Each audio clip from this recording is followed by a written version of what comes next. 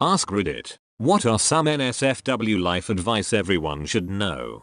Don't forget to like, subscribe and hit the bell button to never miss any of our future videos. Don't stick fingers up your lady if you've been cooking with peppers. My vagina just made the Windows shutdown noise. Men, fondle your eggs now and again. Make sure there's no unusual lumps or pain. If there is, do not put it off. Get that shit checked out. Source: testicular cancer survivor. I'm fondling my balls because of you. We're all fondling our balls because of him. $10 worth of condoms is cheaper than 18 years of child support. The pain of IUD insertion is definitely less than the pain of childbirth.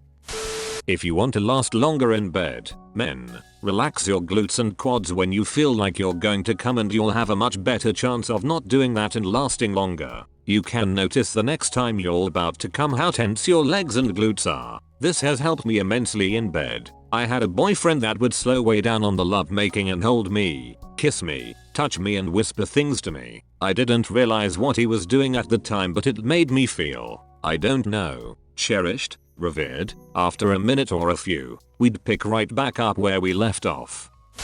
You can break your D. Be careful when you're gal on top. I think this is literally my biggest fear. Had it happen and 2 blood blisters grew on my penis head, made it look like a snake blowing a kiss. If you have difficulty discussing what kinks you're into, or are going to be embarrassed if you suspect your partner won't be into the same things you are, there are several kink tests you and your partner can take. You both take the test separately and only see what you match on. Find one that is as detailed as you need and that has safeguards against spamming everything to see what the other person is into. Both select everything to see what the other into. Now, I'm just disappointed in the both of us. Water is the opposite of lube. Sex in a lake seems like it will be hot. It is not. Isn't the water of the lake very dirty? I got an infection just thinking about it.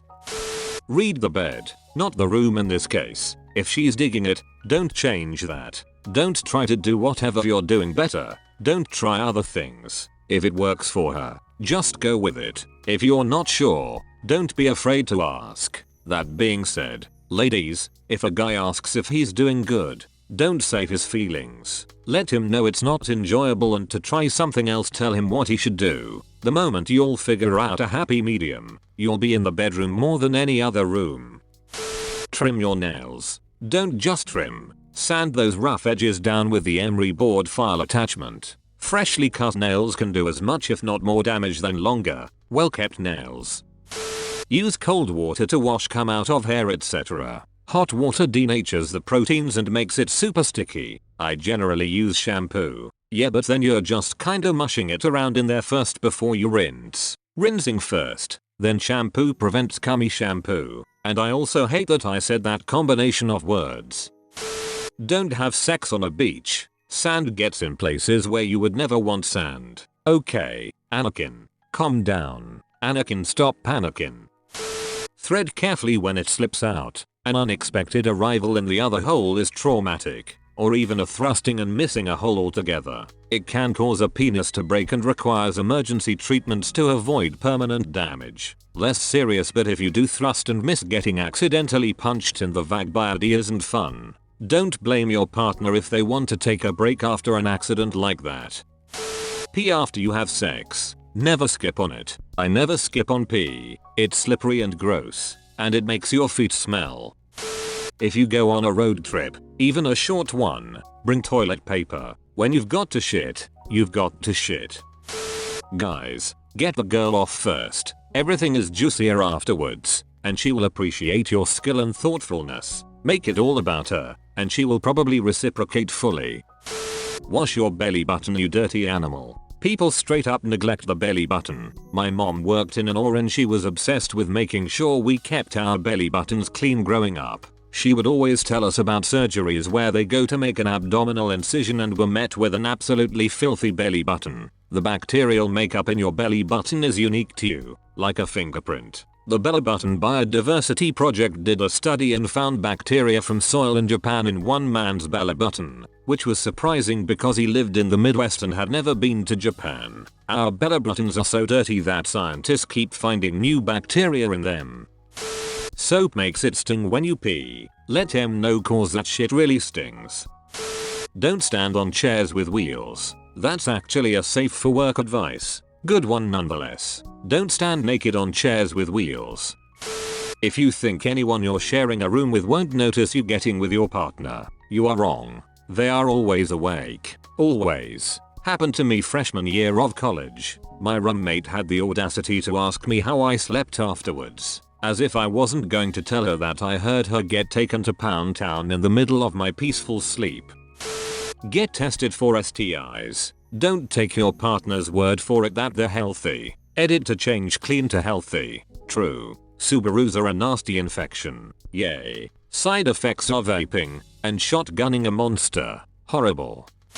Never go from anal to vaginal or oral. That's a one-way street. A coworker's teenage daughter had to go to the doctor. She said she's got a UTI and is a lot of pain. Mom is in the room. I don't know why. Long story short, the daughter and her BF went back to front with no protection or break in between. Daughter simultaneously had a UTI, a yeast infection and a kidney infection. The doctor said he'd never seen anything like it. The daughter's fine, but mom hasn't recovered.